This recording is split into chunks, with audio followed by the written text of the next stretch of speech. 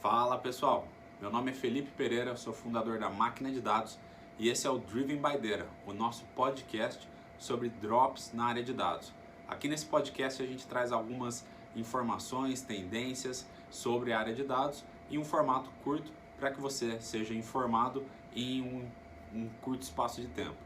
A primeira tendência que a gente traz hoje é o papel do engenheiro de Machine Learning, que em inglês é o Machine Learning Engineer. Para quem não conhece, os principais papéis hoje mais conhecidos na área de dados são o engenheiro de dados e o cientista de dados.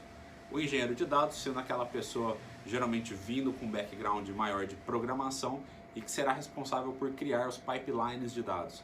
Os pipelines são estruturas de software que pegam os dados da origem, jogam no destino e controlam todo o fluxo e a qualidade da transferência da informação. O cientista de dados, por sua vez, é um profissional geralmente com background mais acadêmico, capaz de criar modelos de machine learning que vão encontrar padrões nos dados e com isso será criada a possibilidade de fazer predições em cima dos dados. Um exemplo seria predição de fraude em transações financeiras, por exemplo. Todo mundo, quando usa um cartão de crédito, o banco executa uma funcionalidade desse tipo por trás, né? O engenheiro de Machine Learning é uma pessoa que vem entre esses dois profissionais, né? Entre o engenheiro de dados e o cientista. Imagina que o cientista de dados criou um modelo de Machine Learning e agora a gente precisa colocar esse modelo de Machine Learning em produção, né? Seguindo até o exemplo da área financeira. Quando a gente coloca um software em produção, a gente cria novas necessidades, por exemplo, saber se esse software está rodando, saber se ele está funcionando com a eficácia esperada, saber se os dados estão sendo entregues para ele, sabendo se ele está fazendo todas as predições requisitadas e assim por diante. Então, o papel do engenheiro de Machine Learning vem para ser um especialista nesse campo de atuação. Ele vai integrar o modelo de Machine Learning a um pipeline de dados existente, ele vai ter o ferramental para fazer o monitoramento desse software em produção, saber se ele está de pé, saber se ele está rodando e principalmente saber se ele está fazendo as predições com a qualidade esperada. Porque muitas vezes um modelo é criado e ele tem uma boa eficácia, mas com o tempo essa eficácia vai sendo perdida, não por algum problema no modelo, mas sim porque existe um conceito chamado Data Drift, que significa o padrão, a mudança de padrão nos dados existentes, né? Seja por mudanças na sociedade, no comportamento dos clientes, etc.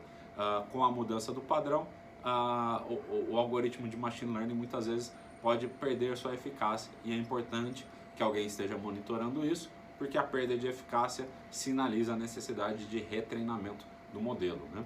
Então, essa é a primeira grande tendência que a gente trouxe hoje.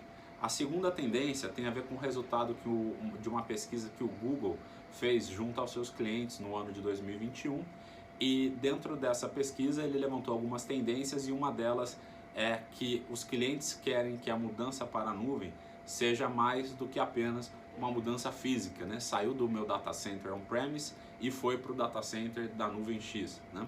Então, embora isso seja possível e muitas vezes seja feito para simplificar a mudança, né? Afinal, você só se preocupa com a mudança física em si, dos dados, dos softwares, etc., e não necessariamente da lógica de como ele funciona.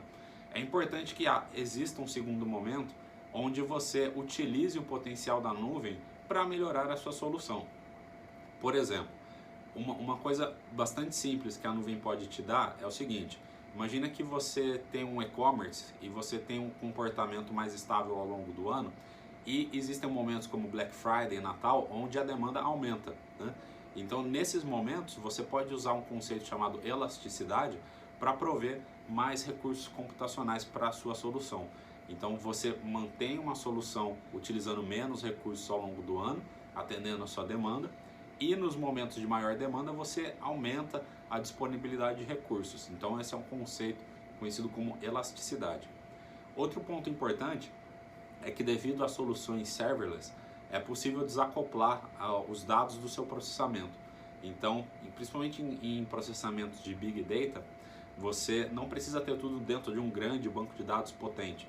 Você pode ter os dados em um local mais frio, como um S3 no caso da Amazon, ou um Google Cloud Storage no caso da Google, assim como todas as nuvens possuem o seu, e esses dados ficam ali apenas armazenados e quando você precisa executar algum processamento em cima desses dados, você utiliza algum serviço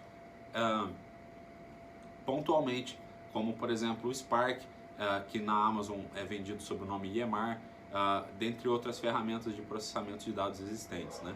Então você vai pagar só pelo tempo que você está executando essas soluções as a service, né? Um outro conceito interessante é que todas as nuvens possuem serviços prontos com funcionalidades específicas, né? Dentro da nossa área de dados aqui, que é a nossa especialidade, você pode pensar em modelos de machine learning as a service.